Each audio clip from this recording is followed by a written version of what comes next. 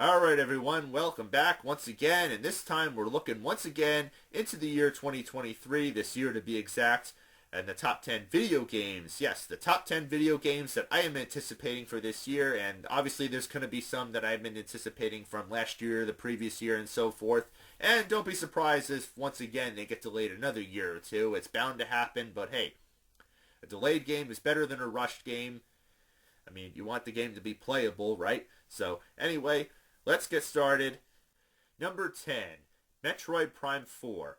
Okay, well, as you know, this one's been delayed several times, and you're probably wondering why is it so low on my list. That is because, well, I'm not expecting it to be released this year, especially after the troubling production and pretty much having to start over from what I've heard with the production of this game. But believe me, people, it hasn't been canceled. It's still in the works, but don't be surprised if it gets pushed another year or two. If it gets released this year, that's great, but I'm not expecting it to, but I am anticipating it. I want it just like anybody else would. All I could say is give us another great entry in this terrifically awesome 3D Metroid series. Number 9, Street Fighter 6. Yes, Capcom's beloved fighting game franchise is back, and I know Street Fighter V may have disappointed many, being that Xbox owners got left in the dust on it, seemingly unfinished and underdeveloped, forcing you to buy DLC with extra characters. I get it. It may not be for everybody. And that's why I'm hoping this one, I mean, after seeing the awesome looking teaser trailer with the incredible looking graphics, I'm hoping this one will improve over it. And not to worry, both Xbox and PlayStation owners will be able to experience this one. And you already know I'm going to buy it on PlayStation 5 with its incredible looking graphics. I'm hoping to throw some Hadoukens, Sonic Booms, new characters, incredible background effects. Make this better than Street Fighter V. That's all I ask for. Don't hawk this DLC crap and make it unfinished. Make it finished for the full price. Number 8, Pikmin 4. Yeah, the franchise that probably not many people know about from Nintendo is coming back for a fourth time, and I finally got myself into this franchise after playing the third one on Nintendo Switch, and obviously that's what this one is going to be released for, I'm assuming, because that's the only Nintendo console that's being made, and it's going to be great to be able to play this one on the go and at home. What more can you ask for? It's a simple, well, adventure game with alien plants or whatever the hell it is. Just give us a great continuation of that game. Don't let us down, Nintendo. You haven't disappointed us, at least for the most part. Number 7, Avatar, Frontiers of Pandora. Yeah, loosely based off the Avatar movies directed by James Cameron, but this one is going for the more Batman Arkham / Spider-Man-ish style of gameplay, which is going to be its own thing, where I'm assuming you're going to be able to play as an Avatar character and explore Pandora, go on missions. The trailers look awesome. Yeah, let's hope it's great. I mean, hopefully less like the underwhelming Avengers game. And, well, for PlayStation 5, with their incredible graphics, I'm sure this ain't gonna disappoint at all. Number 6, Cocoon. Yes, a rather seemingly generic title, but a rather seemingly fascinating game judging by the trailers, and this looks to be a pretty interesting puzzle solver. Simplistic type of indie game, and it's coming for both the Xbox, Steam, and Nintendo Switch to be able to play at home and on the go, which is obviously the one I'm going to go for. Yeah, I like these puzzle platformers right here. I mean, this is my kind of game right here, and I played plenty of them. I'm looking forward to seeing how this one turns out. Number 5, Suicide Squad Kill the Justice League. Yeah, I anticipated this one from last year. Surprise? No, probably not. But yeah, this one, of course, is existing, I'm assuming, in the Arkham universe, or it's at least taking that approach with the Suicide Squad characters. I mean, it's not movie licensed, obviously, but it has the same characters, seemingly from the reboot one by James Gunn. Okay, and obviously not voiced by the same actors. That's fine. I mean, the Spider-Man and Batman games worked out, and I'm hoping this one works out just as well. I know Gotham Knights was a bit underwhelming for most people, but I'm hoping this one does better. I mean, come on. You're playing as the Suicide Squad characters, Harley Quinn, and all the other ones along with her, going on missions, and I just want some good action and some fun gameplay to make an awesome action-adventure DC comic game. All I ask for is just make it great and make it fun. Number 4, Hogwarts Legacy. Yes, this game is finally being released this year, but first for the PlayStation 5 and Xbox Series X, then for the PlayStation 4 and Xbox One, and then last but not least, the Nintendo Switch. I ain't got nothing to say there. I'm obviously going for the PlayStation 5 version because the graphics are going to look incredible on that. And, well, story-wise, it actually supposed to be a prequel, which most people, like myself, thought it's going to be taking that Arkham / Spider-Man approach, not being movie licensed. Well, it isn't movie licensed, but it's Harry Potter. What do you expect? It's got that feel. You're in Hogwarts, you're learning magic, and I'm assuming it's going to have a lot of action-adventure, puzzles, and platforming and so forth. And the trailers just look amazing. So, yeah. Obviously, like I said, the PlayStation 5 and, of course, the Xbox Series X are going to look the best graphic-wise. Maybe the Nintendo Switch version might look good.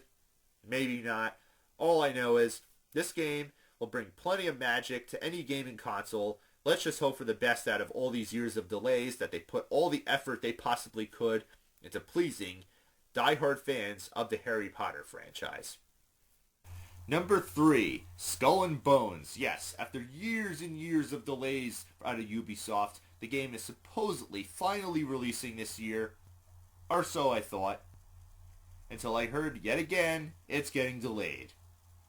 Yeah, I know, I'm just as annoyed as anybody else is, but there's a long story behind that, and supposedly because of poor sales of previous titles in the Ubisoft library, it kind of held it back a little bit, but give them a break. I mean, we want this game to be great, and I know there's a few games that have suffered many, many years of delays and didn't turn out that great. Yes, I'm looking at you, Aliens, Colonel Marines, and Duke Nukem Forever. Definitely were not worth the wait. I'm just hoping this game does not suffer the same fate, because even though despite the fact that we've gotten Assassin's Creed 4 Black Flag, which this game seems to bear a lot of similarities from, even though despite being made by, once again, the same creators, Ubisoft, I'm still looking forward to its originality in concept, and gameplay, tactical warfare. I mean, come on. Who doesn't want to play as pirates on, supposedly, it's going to be the Indian Ocean, but maybe it's further on throughout the entire world, and not only it's going to have single player, but also have multiplayer where you can battle it up, almost like Call of Duty style, hopefully. So, despite all the delays and it possibly not being released this year, now I'm reading it says December 31st. That's usually a placeholder date, just as more of a security blanket. There's been many games with that kind of thing happening before, but maybe it'll come out this year, maybe not. All I could say is, you'd better make it a great game or you'd walk the plank, Ubisoft. In other words, let's hope the wait pays off and all the delays are worth it. Number 2. Spider-Man 2, yes. Releasing for the PS5 only. Unfortunately, PS4 owners are going to get left in the dust on this one.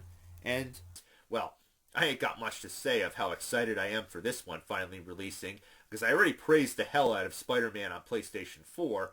I mean, the graphics, the open world, but the Arkham City style of gameplay, well, with Spider-Man, of course, the villains, the characters, the fighting style, it was just amazing and a must-have. Best game of 2018. No comments there. And while Miles Morales is a pretty good spin-off game, it wasn't the actual sequel, even though it took place after. It's more of an in-between, that one and this one, of course, which, well, we got the real sequel with Miles Morales teaming up with Peter Parker to take down more villains, which I'm hoping to see maybe Green Goblin and a bunch of others. More action, more story to continue off. Don't let us down, Sony.